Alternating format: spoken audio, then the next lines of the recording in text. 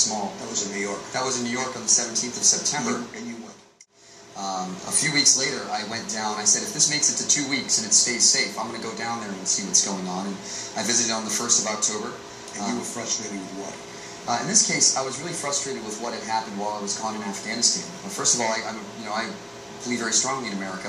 I saw that what was going on in Afghanistan was not what I thought I had signed up for. I didn't get the chance to be the person I thought I was going to be. Why is that? Mostly because, unfortunately, we aren't doing the job we could be doing to help people in that country.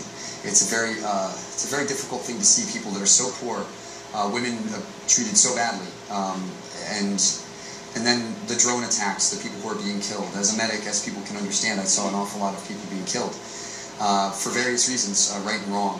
Maybe you can say it that way. So while I was there, also we had a major election, the election of Barack Obama, and also the financial crisis. So to New York. Yeah. Now you come back, and it doesn't seem to be that there's any leadership in all of the goals that are set. I don't know if there are any goals set, but there's kind of a disparate, all kinds of converging points of view, unconverging points of view, if that's a word.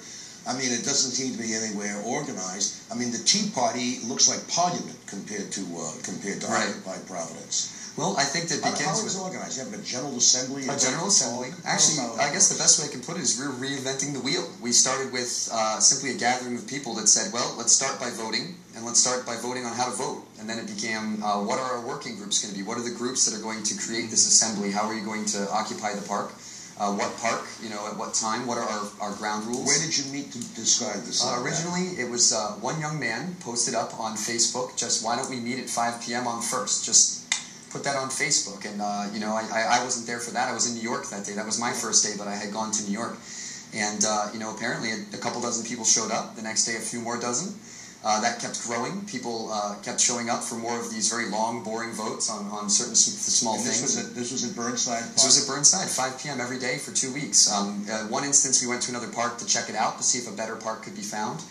When it rained, we went into that tunnel underneath, between Water Place and the skating rink, and so. But we really just sat there. I mean, people of all walks of life, which was the most encouraging thing. It wasn't just a bunch of radical folks, although they were there too.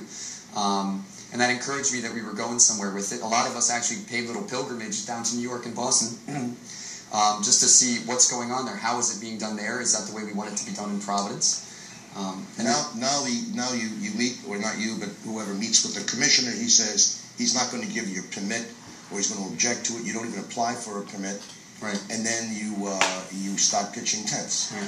Well, to clarify, the commissioner actually said we'd love to give you a permit. We'd never even waive the fees for a permit. Interestingly enough, the majority of the group said, we're not here to ask permission, we're upset. We want to make sure that people understand that this is a protest that in some sense stands by the idea that you don't ask for permission to protest. Well, in this case, stepping outside a particular boundary is a big part of the protest, because in the recent past we've had a 10-year-long war, a volunteer war, fought all by volunteers like myself, and on the other side of it, protesters stepping up and protesting the whole time. And when you set up for that permit, you show up and 10,000 people show up. The cameras, there's not as many cameras as there were during the Vietnam War. It doesn't get the same kind of press. And so people realize that these long, drawn-out protests were the only way to get people to pay attention to the issues that are facing people. Okay, now say what you want about them. They were made up of Republicans mostly and Democrats. The Republicans who were dissatisfied with the K Street mentality of the Republican Party, overspending, etc. The Democrats, same thing, thought the party went too liberal and too overspending. So, and then businesses, people who had trouble in business or really thought they were overregulated, they couldn't run it. People who never were involved in politics before they came, but they had one specific purpose, and they aimed their ire at the Congress of the United States because of taxation and and overregulation and all the kinds of things that happened, the banking crisis that came about.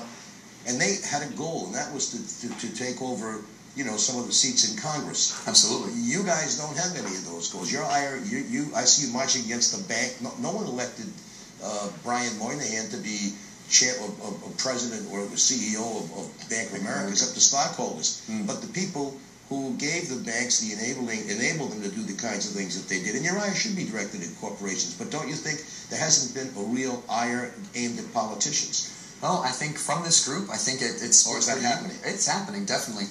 I think the biggest problem is there's a sense, especially after the Obama election, which was, obviously quite a few liberals showed up and worked very hard to get that gentleman elected.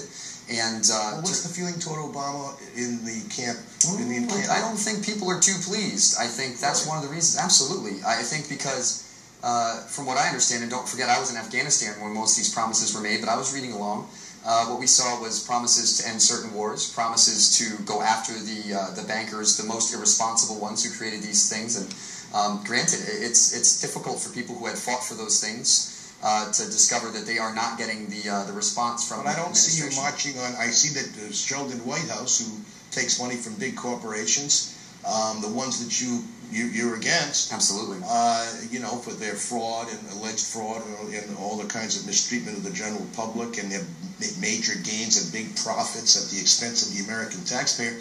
Guys like Whitehouse and Reid. I mean, Reid was head of the subcommittee that regulated banking. Right. Absolutely. During all this thing, and he took $4.5 million from us. One of the reasons why we're not leaping into the arms of these folks and saying thank you with each little thing they do in favor of programs. Instead of this case, feed meatballs and spaghetti. And you took it, but you see, you know who paid for the meatballs? Yeah, you definitely ate it. But the banks paid for the meatballs. Yeah, absolutely. Well, we'll eat what we can when we can. I think that the toughest part with regards to with the politicians is that there's a feeling, at least for myself personally, and I think this goes around to many members of the group, I can't speak for all of them, that we take a politician out who was receiving money from the banks, and guess what's going to replace that politician? Another person receiving money from the corporations. So what's the answer? The answer's tough. The answer is a number of answers. It's not a simple. I think the folks that are protesting in that park and people who've protested in the past usually pick one thing, as you said, and those one things sometimes make sense. For civil rights, it's I want this person to have a right to use the same bathroom as me, the same schools. That has a goal. It's so simple, so easy, and easy to focus on and to absolutely. But you guys are. One day you're against the banks. We've got more libraries. Besides, I want more libraries. Absolutely. Well, this is a big issue. We say that what's really behind this is a system which has run amok with regards to how it distributes its money. Unfortunately, like you said, you can't vote for people in a bank, and we don't know how that's possible to change that. Unfortunately, we did bank withdrawals. We said, one way we can vote is with our feet and with our dollars. We're going to pull our money out. And we kind of want people to do that. We want people to say, because this is not something that we can stand up and elect and change. I think there's plenty of people in Rhode Island already who aren't happy with their elected representatives. I think that we're going to continue to seek out those folks who have, and you've done a great job with this as well, pointing out who's taking money from whom, why, and what that's likely to do to their votes and their voting record. The hardest part, though... We're going to take a break in about 30 seconds, but we're going to come back. And I want to know from you, where do you think this all heads? Now, I want to know, how long do you think you're going to stay in Burnside Park? See, I think that we have a weatherman here who's pretty accurate. His name is Steve Cascione. And I think he's the guy who's going to evict you. He's the 1%? I don't think it's going to be the 1% that evicts you. I don't think it's going to be the commissioner or anybody else. I think it's going to be our weatherman here at Channel 6. Okay, you're right, buddy. Stay tuned. Well, temperatures outside, 36 degrees in Providence, 37 degrees in Taunton, and a cool 38 degrees outside in New Bedford. So your first forecast